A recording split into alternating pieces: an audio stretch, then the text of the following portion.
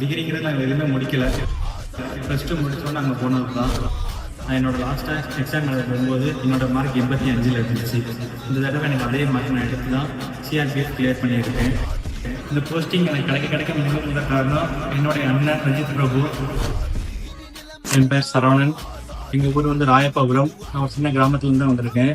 நான் வந்து இப்போ எஸ்எஸ்சி ஜிடி 2024-25க்கு மதுரை டேப் ஹைஸில் படிச்சுக்கிட்டு இருந்தேன். எனக்கு வந்து இப்போ நான் கிளியர் பண்ணி எஸ்எஸ்சியில் வந்து சிஆர்பிஎஃப் எனக்கு அந்த போஸ்டிங் எனக்கு கிடச்சிருக்கு. இந்த போஸ்டிங் எனக்கு கிடைக்க முதல் காரணம் என்னுடைய அண்ணன் ரஞ்சித் பிரபு. அவங்களுக்கு ரொம்ப நன்றியை தெரிவிச்சுக்கிறேன்.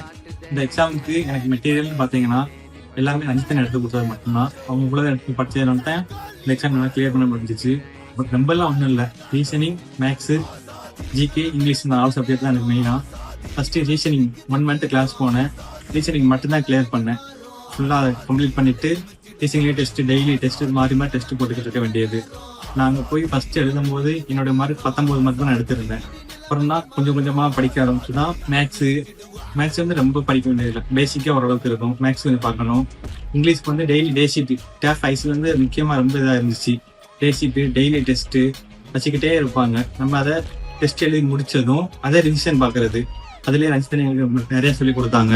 இந்த எக்ஸாமுக்கு ரொம்ப கிளியர் பண்ணுறதுக்கு எனக்கு முக்கியமாக ரொம்ப யூஸ்ஃபுல்லாக இருந்த ரஞ்சித்தனோட கிளாஸ் தான். அவங்க என்ன பண்ணாங்கன்னா, எங்களை தான் மதுரைக்கு நான் 12th முடிச்சிருந்தேன். மதுரைக்கு வர சொல்லியிருந்தாங்க. 3 months தான் படித்தேன். இந்த எக்ஸாமுக்கு ரொம்ப யூஸ்ஃபுல்லாக இருந்துச்சு. ஈஸியான எக்ஸாம்னா இதுதான், எஸ்எஸ்சி ஜிடி. இதை விட ஒரு ஈஸியான எக்ஸாம்ங்கிறது சென்ட்ரல் கவர்மெண்ட்டில் இருக்குமா இல்லைன்னு எனக்கு தெரியல.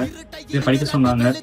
3 months படித்தது தான் இந்த எக்ஸாமுக்கு கிளியர் பண்ண ரொம்ப யூஸ்ஃபுல்லாக இருந்த டேப் ஐஸ் teachers Diwakar sir, Sangeetha ma'am, அப்புறம் என்னுடைய அண்ணன் ரஞ்சித் அண்ணன், அவங்க ரொம்ப முக்கியம்.